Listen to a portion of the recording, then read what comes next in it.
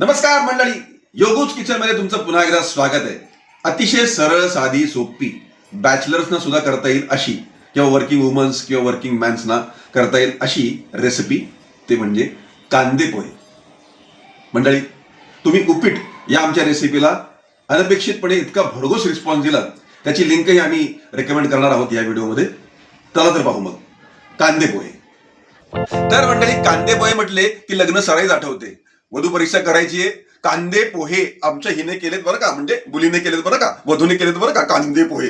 एवढं काय असतं कांदे पोहे? तर पाहू तर चला, साहित्य बघूयात. हे बघा, हे आपलं नेहमीचं साहित्य फोडणी देण्यासाठी जिरे, मोहरी, हळद, कढीपत्ता. कढीपत्ता अतिशय महत्वाचा, मिरच्या तर लागतीलच, आणि ही कोथिंबीर ती वेगळी लज्जत आणते. आणि प्रमाणात हे शेंगदाणे, हे आपण शेंगदाणे कसे भाजून घ्यायचे तुम्हाला मी सांगणारच आहे. अख्खा लिंबू घेतलाय, तुम्हाला किती हवाय तुमच्या चवीनुसार तुम्ही ठरवा. त्याच्यामध्ये 2 छोटे चमचे साखर, गरजेनुसार तेल, आणि एक मीडियम साईज 2 वाट्या. हा कांदा मोठ्या साईजमध्ये आहे, 2 तुम्ही छोटे पण घेऊ शकता. आणि हे मीठ चवीनुसार. तर मंडळी, ही होती सामुग्री कांदे पोह्यांची. कशी करायची कृती पाहूया. चला तर मग. मंडळी, पोह्यांच्या रेसिपीमध्ये सगळ्यात महत्वाची गोष्ट म्हणजे, सगळ्यात महत्वाची कृती म्हणजे, हे पोहे जे आहेत ते 2दा स्वच्छ धुवून घ्यायचे आहेत, कोरडे करून घ्यायचे आहेत चाळणीमधून. कारण की ते झालं नाही तर पोह्यांचा गिचका होऊ शकतो, पोहे सुट्टे होऊ शकतात किंवा कोरडे होऊ शकतात. त्यामुळे काळजी घ्यायची. चला तर मग. मंडळी, तुम्ही बघू शकता पोहे 2दा स्वच्छ धुवून घेतलेले आहेत आणि चाळणीमध्ये निथळायला ठेवलेले आहेत. आणि तोपर्यंत आता आपण फोडणी टाकून घेऊयात. चला तर मंडळी, आता फोडणी टाकूयात. हे पहा, हे आवश्यकतेनुसार आम्ही तेल घेतलेलं आहे. तुम्ही तुमच्या गरजेनुसार तेल घेऊ शकता, प्रमाणानुसार. हे पहा, आता जरा ती फुलली पाहिजे. आणि त्याच्यानंतर आता आपण जिरे टाकत आहोत. हे पहा,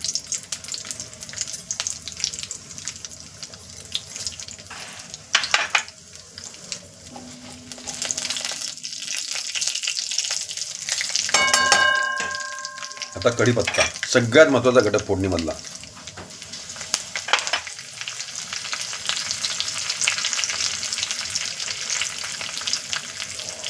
आता शेंगदाणे व्यवस्थित भाजून घ्यायचे. शेंगदाणे आपल्याला व्यवस्थित भाजून घ्यायचे मित्रांनो. आता आपण ह्यात मिरच्या टाकणार आहोत. मिरच्या टाकण्याला जरा सांभाळून टाकायचे मित्रांनो.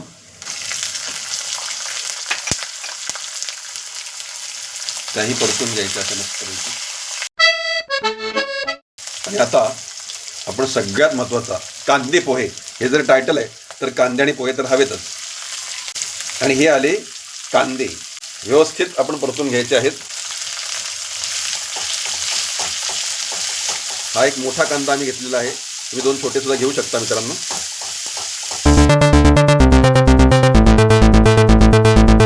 एक छोटा चमचा संपूर्ण असं आपण मीठ घेतलंय. ह्या फोडणीत आपण आता मिक्स करून घेणार आहोत, म्हणजे ते कुठेही इतरत्र शिल्लक राहिलं किंवा नुसतं मीठ लागतं असं होणार नाही.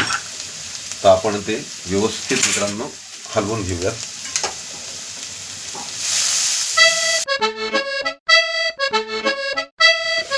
घंटाडँग, हे बघा, छानपैकी कांदा जो आहे तो आपण परतून घेतलेला आहे, त्याला वाफेवरती शिजवलेला आहे.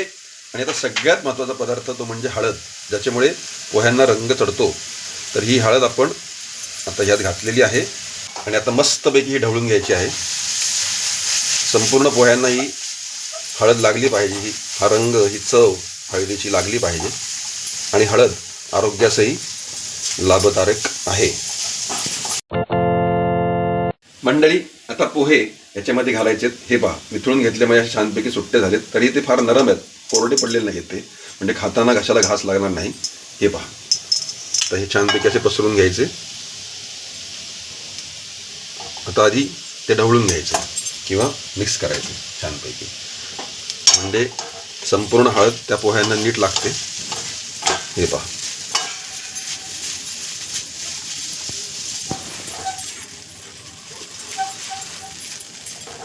पोहे थोडे थोडे का घालायचे, म्हणजे ते मिक्स करायला सोपे जातात. त्याचा रंग छान, हळदीचा रंग त्याला लागतो छान मिक्स होतात. मीठ असेल, कढीपत्ता असेल, हे छानपैकी मिक्स होतात.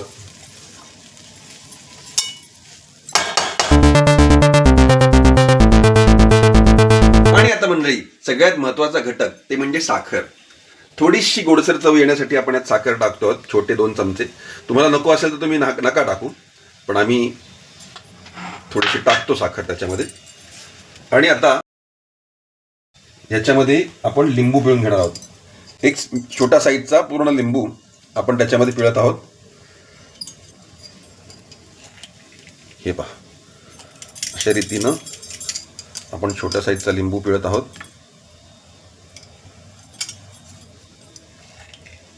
हे पहा, छानपैकी आंबट तिखट गोड अशी मिक्स चव या पोह्यांना येते. आता कोथिंबीर, त्याची एक वेगळी लज्जत आहे मित्रांनो, ती पण आपण थोडीशी मिक्स करून घेऊयात. हे सगळं आता छानपैकी आपण मिक्स करत आहोत मित्रांनो. ते बघा मंडळी, अशा रीतीने सर्वत्र पसरून आपण पाण्याचा हप्ता दिलेला आहे. आणि जरा ते आपण हलवून घेऊयात पुन्हा एकदा आणि वाफेवर शिजवायला ठेवूयात. हे पहा, छानपैकी आपण हे हलवून घेतलेलं आहे. आता हे आपण वाफेवर शिजवायला ठेवूयात आणि गॅस बंद करूयात. मंडळी, आता याच्यावरती कोथिंबीरीचं गार्निशिंग करायचं आणि मग आपले कांदे पोहे रेडी टू सर्व. चला तर मग वधू परीक्षा स्टार्ट. तर मंडळी तुम्ही बघू शकता अशा रीतीने आपले टेस्टी कांदे पोहे तयार आहेत. मस्तपैकी त्याचा मूत पाडलेला आहे. त्याच्यावरती गार्निशिंगसाठी ओलं खोबरं किसून घेतलेलं आहे आणि थोडीशी कोथिंबीर आणि मस्तपैकी शेंगदाणे. बाजूला लिंबू तुम्हाला अजून हवा असेल तर मिरची टेस्टसाठी. तर मंडळी, अशा अनेक रेसिपीज करून बघण्यासाठी योगूज किचनला लाईक करा, सबस्क्राईब करा, कमेंट करा, व्ह्यू करा. तुम्हाला आणखीन कुठल्या रेसिपीज हव्या आहेत त्या कमेंटमध्ये सांगा. आमचं उपीट जे आहे ते सुद्धा मी तुम्हाला लिंक जी आहे ती कमेंटमध्ये टाकणार आहोत, तर तेही पहा तुम्ही, तुम्हाला नक्की आवडेल, कारण की त्याला खूप आउटस्टँडिंग रिस्पॉन्स मिळालेला आहे. तर मंडळी, कांदे पोहे खात रहा, सुखात रहा, योगूज किचन. आणि आता टेस्ट. ओ हो, लाजवाब मंडळी. जास्त तिखटही नाही, जास्त आंबटही नाही, असं मस्तपैकी आंबट तिखट गोड अशी मिक्स टेस्ट झालेली आहे. नक्की पहा करून.